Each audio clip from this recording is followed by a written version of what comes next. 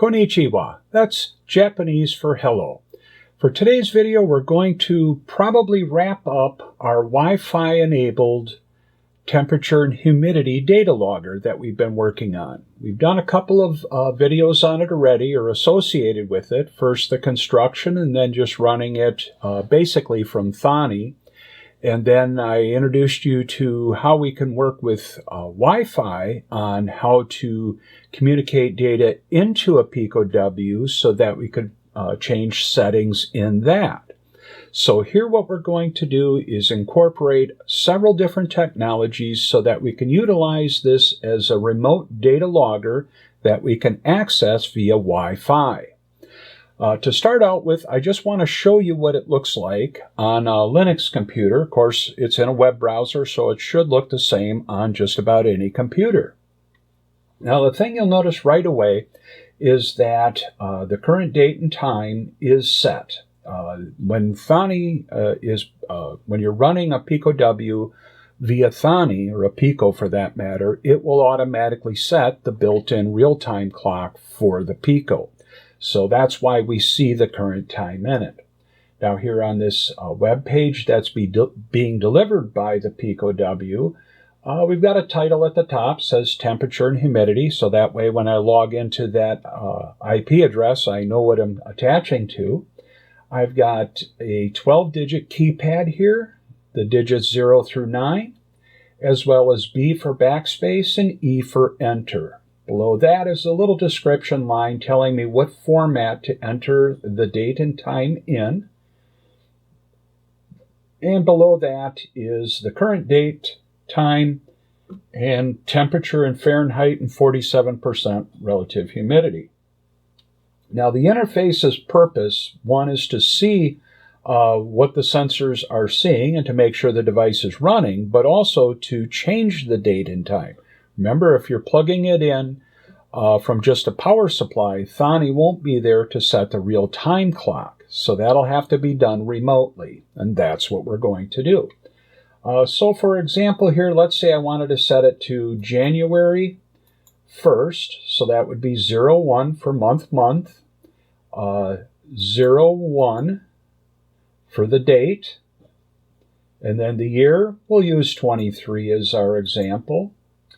And then maybe it's a little later in the day than 1:47, so I'm going to say it's 15:42. So that's 15 hours 42. It's a 24-hour clock. Now, if I made a mistake, I can hit backspace and erase whatever I entered. Now I'll just type it in as 24, and then when I've got this data set in the format that I want to change the clock, I'll hit enter, and now our date is changed to 1/1/2023 at 15:24. And that's the purpose of this keypad, is to be able for us to remotely set date and time on the Raspberry Pi Pico W. And it also is a wonderful interface to use in many other projects where we need to do this or something very similar. So now that you've seen what it looks like, and by the way, it looks the same on a cell phone as it does on that browser, pretty much as you would expect. So I'll kind of get that up, and come on camera, focus. There we go. Looks basically the same, operates the same.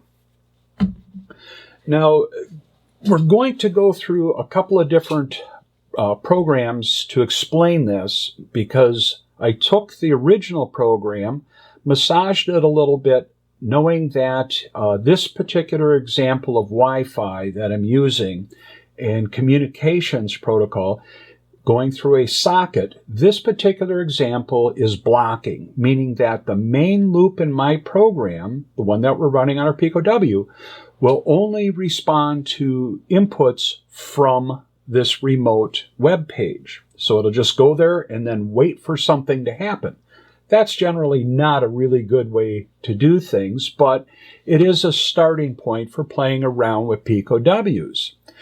To get around that, I wanted to use a thread to read the data from the DHT11 sensor. It's doing its job, reading that data on a regular schedule, records it, saves it into the internal CSV file, and then we can later access that by connecting it to a computer with Thani, stopping the program right away, because most likely, remember, it's a main.py program if you're going to run it off of just a power supply. Then you can copy your CSV file into your local computer and then process it further with a spreadsheet or database. And then, of course, the other thing is, not only with threading, I also wanted to have this 12-key remote access through a web server function. And that'll be where we're going to start with this discussion of how this whole thing works. So I'm going to stop this from running, close out a few things, and minimize what we see here. I'll get the font a little bigger. Unfortunately, a lot of this will probably end up off screen, but there's not a lot I can do about that. And for some reason, this is running incredibly slow. Let's see where we end up. I'll go a little bit more. Okay, what we're looking at is the original source code that we put on the Temp and Humidity data logger, and I've massaged it by adding in the data for getting a 12-key Wi-Fi interface for it.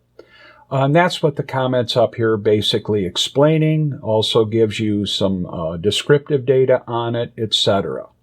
Now, in our Wi-Fi example that I did a few weeks back, or a few episodes back, I explained the network, the socket, and all that, and mentioned there that we just treat that as a black box.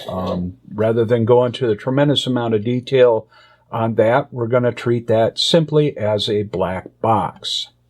Now, for this part of the program, I've added in the real-time clock functionality from the library, machine library. I've established the real-time clock, and of course it will get the current time from the Thani interface. But when running from a standalone power supply, we would have to provide it with the current time.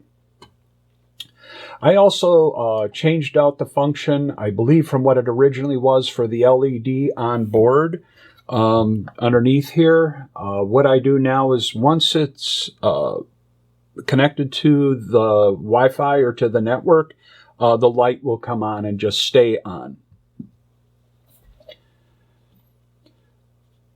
And so right here it's being set to off. Our network credentials, our LAN connection.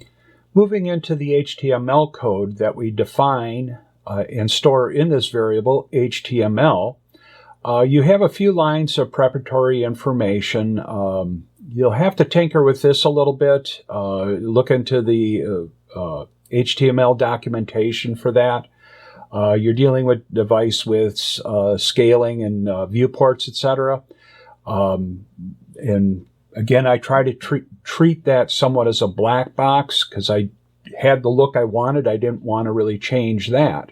But what I did want to do is add a lot more than the original 2 buttons in this example. So what I did was I created that same code line to define each of the 12 buttons that we need for our example. And I labeled them buttons 7, 8, 9, and then 4, 5, 6, and then 1, 2, 3, and finally B0E. And then that lines up with the buttons that are on the actual web page, how I want it to look. And that just organizes the data so that I can easily do the editing, etc. on these. These background color here, I used a website to help me with a color picker that would give me the code to create that particular color. I wanted a border around it of 2 pixels, and it's solid black in our case. We can use basic color statements for certain things. In this case, for the different buttons, I've got most of them with white lettering. Then on B, it's red lettering. And then on E, it's black lettering. Kind of makes it a little more attractive. we're going to add some padding around the actual character that will be put into this button. And that's what these padding 14 pixels and 20 pixels are. Most of the letters, or actually all the letters, worked out fine, or I should say numbers worked out fine to have the same padding. But when I use the letters B and C, B and E, it required a little difference in the padding. And the whole purpose of that padding is so that your buttons are all the same size. And of course, that takes some tinkering and experimenting. Text align, left, didn't seem to matter in this size, whether it was left or center. I am not adding any text decorations, underline, bold, etc. Display, inline block, describing how it goes into the whole HTML page, so to speak. And then our font size, 30 pixels. And then our margins would be 4 pixels by 2 pixels around everything. So that gets you your, so to speak, your spacing between buttons. And then cursor and pointer, I'm not even sure what those are really defining. I didn't really want to mess with anything that I felt would be changing the style too much. And then down below, we're going to change the text look a little bit. And we will be switching into a larger or a different font in color, etc. Then I'm creating a place for a header, and that's what you'll see on the page there. And it says body H1, header 1, date and time, and that's exactly the text that we're seeing on the web page. Now, at this point, we're actually creating the class, so to speak, for each of the buttons, and we're giving it the values and the class names. So what we will be doing is tying this submit, 9 in this example, to a value of 9, and that goes or belongs to button number 9, which is right there. So it kind of works backwards. And once you kind of get the hang of this, this is really very quick and simple, copy and paste, nothing to get worked up about or anything like that. So once you get a look at this and you look at what's on the screen there, it all gets pretty simple from there. And then here's our directions, another basic static text line with the month, day, year, hour, minute format.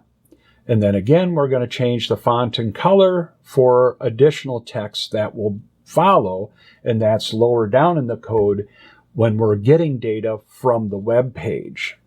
Now here's where we go into our main loop, I guess is the best way to put it. And again, remember that this is a blocking function. So as it does this command right here, it's sitting there waiting forever and ever until it gets a command. Then it'll process all the data. To get around that, in another example program, I'm going to show you how I set up threading to do all the reading for our temp and humidity sensor. But I want to scroll down. Here's where I'm decoding what's coming from the web page. V is being set up from the request data that came from the web page. There's a / data set that comes in, and I had trouble with it. So I just wanted to get rid of it in some cases.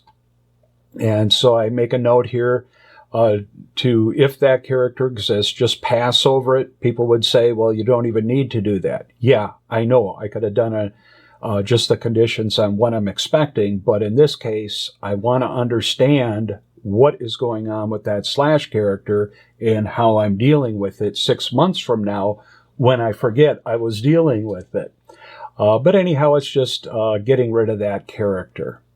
Now here we're looking at what we do with the B character, backspace. In that case, I'm just taking my length of data and subtracting 1 character from the end of it, and then I print this out down below here in the shell. For the E character, which we're treating as enter, we're going to take all the data that's here. We're going to do a little bit of formatting with it so that we can write that data into the real-time clock. And that's literally what this line is doing here, is we're writing this data that came from the web page into the real-time clock. Now at that point, the clock updates, and from that point on, it'll be reading the current time relative to this starting point. But as you can see, the data that we get from the web page is just going to be a string of 2, 4, 6, 8, 10 characters, and we're just going through them in pairs, extracting out the various data elements there, and then just add them in the correct format that the real-time clock date time setting function allows us to set it. You put it back in there, and we get our update. And then we set the input value, which was that string of data showing us what we entered. We'll set that back to nothing, so it cleans up our web page. And then finally, this last one is the input val equals input val plus v. And it's just telling us which character of 0 through 9 that we pressed. And that's what that is. And these print statements are, again, just for down here in the shell. Very helpful when you're playing around with this, trying to figure out the flow. Now we go through, process that data a little bit. We're going to take the data and copy it in and add a line break to it. And we're going to extract the time from the, in the format of a tuple, into a variable for easy manipulation. And then the p date time, this is going to be how we're going to present the date and time. So we're going to extract each of the elements. You'll see the slashes here for the division between month, day, and year. And then over here would be your hours, and then a colon separator and minutes. So we put that into this string representing that. Then we're going to create another variable by adding our input data plus this date time, and the response will be then formatted into the HTML code, or attached to the HTML code. And then finally, there's this crazy line here, which is the best way I can describe this is it's sending the web page data. It's the only way I can rationalize it in my head. Then we send our response, which is the rest of it, and then we close it out. As an example, I'm just going to enter in a few digits. And you do have to be going slow when you enter each of these characters. There is no buffering, so if you go real fast, it kind of gets out of, I won't say out of sequence, it seems like it just skips some of the characters if you're typing in faster than it can receive it. And there is some pretty substantial latency, considering for the distance of my network here, the access point is over there, so it's going from here to there and back in 10 feet. But there's some, I'd say, a good 100 milliseconds of latency that I've seen on the ping function. So, a little bit on the slow side. But nonetheless, you'll see here on the web browser 2145, that would be the data that's in input data, what we're currently inputting. And then p date time is this information down below, and that's the function of date and time. Now here you're also seeing the temp and humidity, but remember that doesn't exist yet in this particular program example. This one's only dealing with just the web interface. So we see the show data, which is the input, plus the p time. Response equals HTML, which is everything that's defined and stored in that variable. And all that goes out here, here, and then is closed with that function. So that's how the 12-key keypad works via Wi-Fi interface with a browser. I will say it is a little annoying sometimes when you're trying to type faster than you should, and younger people are real quick with stuff. But once you get into the flow of it, you'll hit your digit on the web browser, and then when you see the digit display, you type it again, and so forth. For something as trivial as this, it's a perfectly good interface for entering in a date and time data set into a Raspberry Pi Pico remotely. So our next thing that we want to pay attention to now is how I took the original code and extracted the reading of the DHT11 data set from doing that in the main loop, which will now be currently blocked, and then I put that into a timer that will go and execute every so often. And that actually turned out to be quite easy. I was a little nervous it wouldn't work out well with all the Wi-Fi stuff going on and the rest of this code, but they seemed to play very nicely, and I was real happy with the results. In this particular program example, and I called it DHT11 sensor logger on timer, and then the -VS is for video safe, meaning I've got to be very careful to hide my secret codes and network access and all that fun stuff.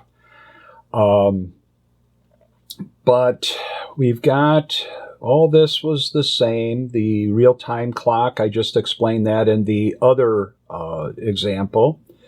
So that was explained there. We got our calibration, which was from the original.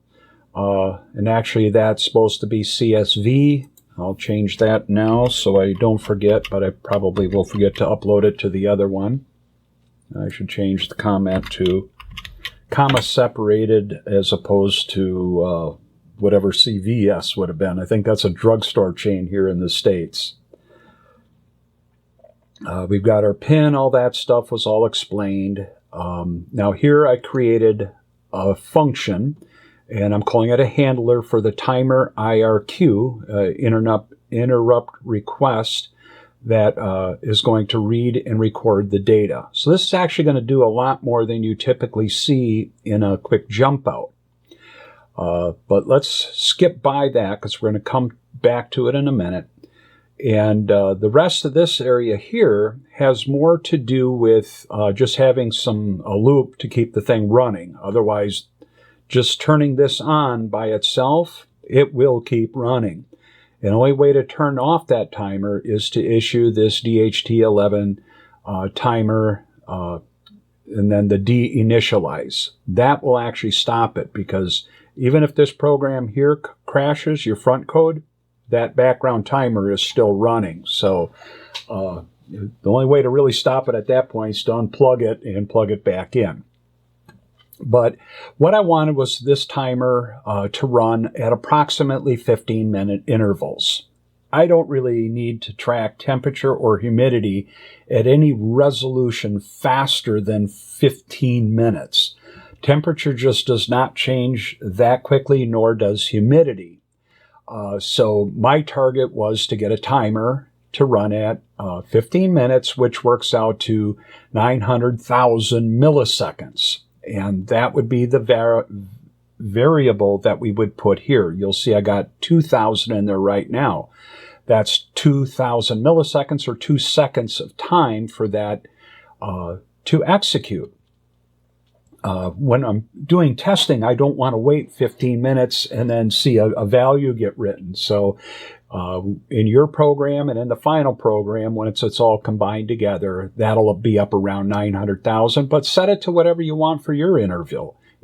I didn't go any higher than 900,000, and I actually did look for information on what the max period would be, and I got a lot of confusing information on it.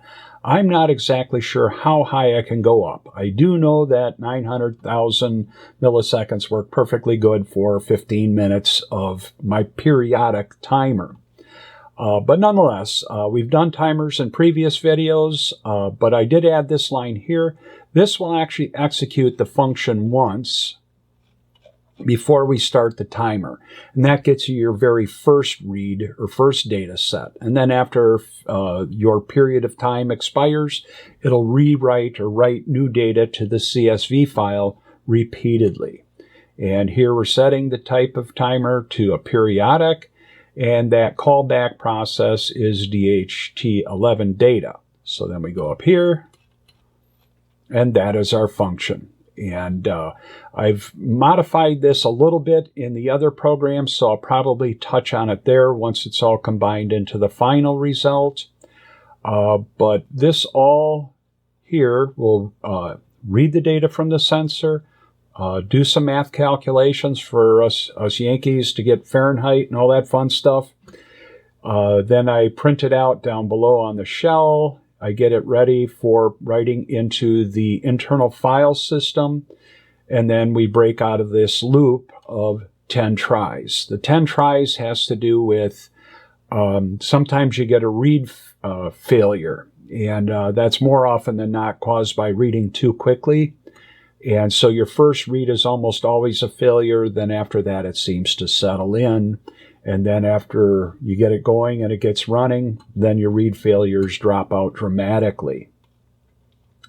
But again, this line here starts this timer running to perform this function. And it is a very long, detailed function performing a lot of work, which again is somewhat impractical in certain cases, but with a 15-minute interval between reads and writes, it's not a big deal. So with that, that should wrap up our quick introduction here. The next program will be the actual code running on the temperature and humidity data logger in its final form. And finally, now we tie it all together. So this should hopefully be a shorter part of the presentation. Get it? I've got some descriptive data up here. It does pay to read through this so you understand the operational. Now you'll see that our importing covers all the different things that we are utilizing. Our real-time clock is being set up here. My LED, the actual onboard LED, is now set for showing the connected status when we connect to a network. This area here that I've blocked out is a startup delay at the beginning of the program, and you'll most probably want to set that to like 60 seconds or something to that effect. The purpose of this is so that when you go through and do your data logging on running off of a battery or a standalone power supply. You unplug it. Now you got to come over to a computer with Thani on it so that you can extract that CSV file. And you need to do that before it starts recording data because it'll overwrite the existing data. So the purpose of this delay timer here is so that you can plug it in to your Thani computer, plug it in, and then click your stop button up here right away so that it stops the running of the main program. From there, you can go into your files, extract the data, and do what you want with it. And as a reminder, in order to get it run as a standalone program, you have to rename your main program to main.py. Okay? But you'll want to set that one up to 60 seconds, whatever you feel is necessary. Of course, enter in your network credentials to get into your network. I actually renamed the CSV there. I didn't get it here, so I'm cleaning up a little bit of stuff for you guys, trying to make it a little more accurate for you. Here we're going to go through more into the network stuff. We get it connected, etc. We've defined our structure, data structure for the buttons, and then we've created the class for the buttons, so to speak, and we've tied together the data coming from the web page into the functions here in our web page internally here, and how we deal with that data. More static text there, waiting for the Wi-Fi to start up, handle the connection errors and what to do with that, open a socket for communications, and print this in the ADDR, which will give you the IP address that gets printed down here when this runs so that you can kind of write that down and know what your DHCP server gave that particular device. From here, this is the function that we just talked about for our processing of the DHT11 data, and how we manipulate the data, how we're going to format the data. Then we'll write that data into the actual real-time clock, and we'll write this data out to the internal file that we're calling DHData.csv, and that's all done in this routine. And it's doing 10 tries on that before it just abandons that particular read. Again, as a reminder, it usually fails on the first 1 or 2 reads that it'll do within this 10 try loop, and then it settles in. After that, it gets through the first time or 2 of reading, then it seems to be very consistent, runs reliably. And I may have forgot this particular line in the original source code, or I may have deleted it. I haven't gone back to the original looked at. But you should issue this command on the sensor first before you try to get the temperature and humidity readings. That makes it behave much, much better as well. This is our periodic timer explaining what's here. I've got it currently set to 5 seconds. Again, it's for testing, and you'll probably want to tinker around with it at that speed until you get it up and running. Finally, at this point, we're down here in our main loop, and that is the blocking routine, where this function here is going to let this while loop come to here, stop, and wait until data is coming in. And that data would be whatever we type on the web browser. From there, we just handle it as I described in the other program, prepare it for display on the HTML web page, get it together, put it together for the show data and the response for sending back to the web page, which is done by these, and then do some final error handling and closing out. And remember, the timer will continue to run if your main program crashes. The timer will continue to run, so sometimes it gets a little frustrating if you're doing a lot of debugging with timers. You'll have to unplug and plug in your device. So I know that was a tremendous amount to cover, and I know this video went really, really long, and I apologize for that. But I'm going to probably refer people back to this particular video and the other ones preceding it for how to put together all the elements and maybe break them out like I did here. First, start out with your very fundamental program, which was reading the DHT sensor and then recording it internal to the Pico. Next step, we want to explore a little further. So now we're going to maybe work on the keypad function. Well, let's build that out as a separate program as opposed to the part of the other one. That way you can focus on those details and those details only, and not worrying about, oh, I'm calling from the DHT11 sensor too frequently and it keeps alarming out or giving errors and all that. Divide and conquer. You don't need to do everything all at once. And then finally, I found out, that it's blocking, and I thought, well, that's perfectly fine for most of the functions we would be using this in that I see in the near future. I don't need to work with asynchronous yet. So then to deal with the blocking, well, let's look at running a timer to read that sensor, put that together separate from the whole. Then bring everything together and then work on the details where they might not be playing in the sandbox nicely with each other. But that's how I've been going about some of these projects where there's many, many different functions. This one isn't a lot, but still you're pulling together a number of things that have a high potential to not play nicely with each other. So that was the purpose of this whole video, was to kind of bring to an end the temperature and humidity data logger project and add the new functionality to it, and to get us exposure for working with Wi-Fi.